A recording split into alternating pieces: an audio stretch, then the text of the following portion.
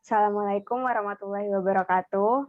Kami dari kelas Analitik dan Visualisasi Data C akan melakukan tugas akhir, yaitu storytelling dari paper analisis pengaruh dimensi budaya terhadap pola konsumsi pangan masyarakat dan pasar. Sebelumnya perkenalkan, kami dari kelompok AVD 9, yaitu beranggotakan 5 orang yang terdiri dari Askia Fadiah Amar dengan NIM 202410101013. Lalu terdapat Ardea Windiana dengan NIM 202410101021, Risha Moriza 202410101031, Ridayanti Yofiandri 202410101082, dan Sela Eka Safitri dengan NIM 202410101095.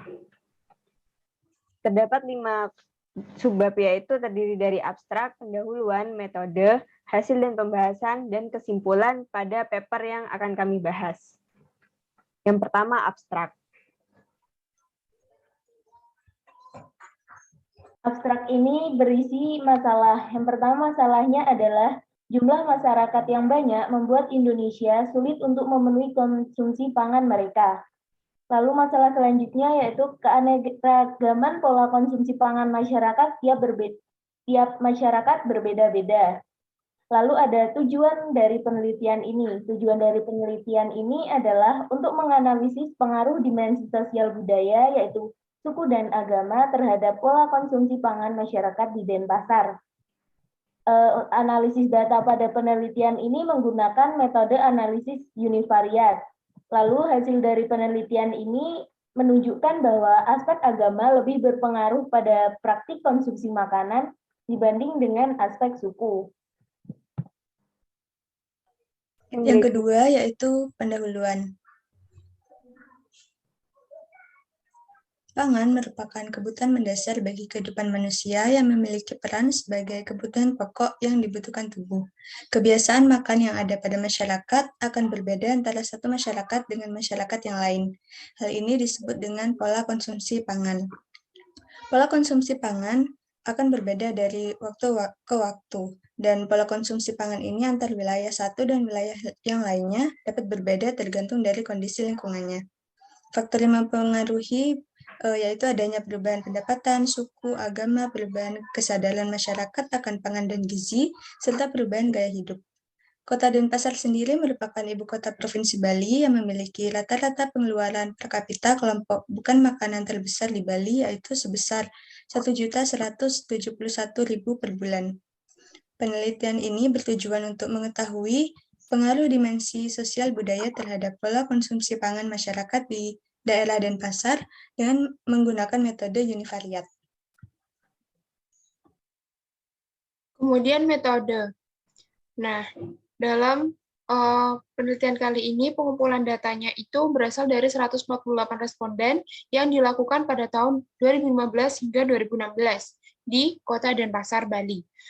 Responden ini berasal dari kepala rumah tangga ataupun perwakilannya yang berusia antara 18 tahun hingga 60 tahun. Kemudian teknik pengumpulan datanya menggunakan explanatory data analysis dengan cara metode analisis univariat. Nah, analisis univariat sendiri merupakan salah satu metode analisis yang bersifat kuantitatif. Jadi, biasa digunakan untuk memperoleh data, mendeskripsikan, dan juga meringkasnya, serta menganalisis pola di dalamnya. Kemudian adapun teknik dari perhitungan dalam analisis univariate ini adalah dengan rumus P sama dengan X per N dikali 100%, di mana P merupakan persentase, X merupakan jumlah kejadian pada responden, dan N merupakan seluruh responden. Kemudian lanjut. Hasil dan pembahasan.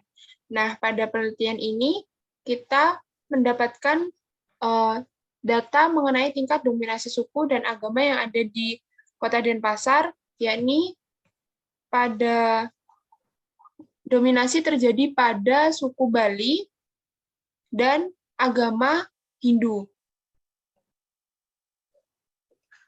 Kemudian dari segi ekonomi, masyarakat Bali masih banyak yang masuk social class lower, di mana gaji mereka antara 1 hingga 3 juta untuk kategori lower.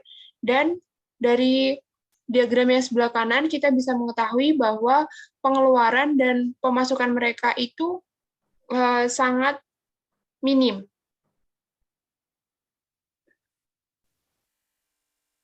Dan selanjutnya, pengaruh budaya terhadap pola konsumsi pangan. Pada tabel 1, konsumsi makanan berdasarkan aturan agama kelas sosial. Orang yang setuju jika agama berpengaruh terhadap pola konsumsi pangan berasal dari keluarga kelas bawah sebanyak 74 orang. Orang yang paling banyak tidak setuju juga berasal dari kelas bawah sebanyak 27 orang.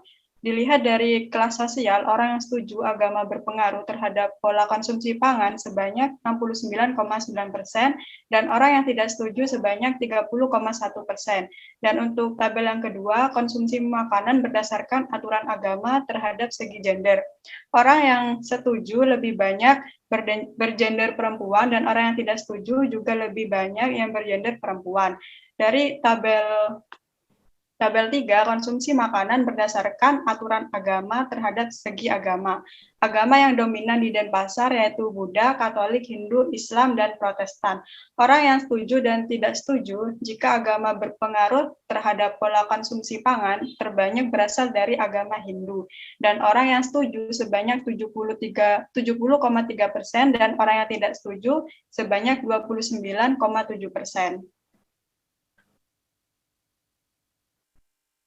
Untuk tabel 4, konsumsi makanan tradisional berdasarkan kelas sosial. Orang yang mengkonsumsi makanan tradisional jika dilihat dari kelas sosialnya lebih banyak yang tidak setuju, yaitu sebanyak 66,9%, dan orang yang setuju dan tidak setuju terbanyak berada di kelas bawah. Dan untuk tabel 5, konsumsi makanan tradisional berdasarkan gender. Orang yang setuju dan tidak setuju kebanyakan bergender perempuan, yaitu berjumlah 29 orang dan 58 orang. Yang berikutnya yaitu konsumsi pangan berdasarkan suku dan agama. Berdasarkan tabel yang telah tercantum pada PPT ini, dapat disimpulkan bahwa orang yang setuju jika agama dan suku berpengaruh terhadap pola konsumsi pangan itu sebanyak 35 orang, sedangkan orang yang tidak setuju terhadap keduanya yaitu sebanyak 32 orang. Berikutnya yaitu kesimpulan. Nah, pada kesimpulan ini dapat kita lihat pada diagram tersebut bahwa pengaruh dari suku dan agama terdapat pengaruh agama sebanyak 52,7%, lalu pengaruh dari tradisi suku sebanyak 10,1%, yang setuju keduanya yaitu 27,1%, dan yang tidak setuju terhadap suku dan agama yaitu sebanyak 10,1%. Dan pada tingkat ekonomi di kota ini didominasi dengan golongan lower class dengan rata-rata pendapatan yaitu 1 hingga 6 juta per bulannya. Nah, itu dia tadi sekian presentasi dari kelompok AVD 9 dari kelas Analitik Visual Data C. Apabila ada kesalahan, kami mohon maaf. Wassalamualaikum warahmatullahi wabarakatuh.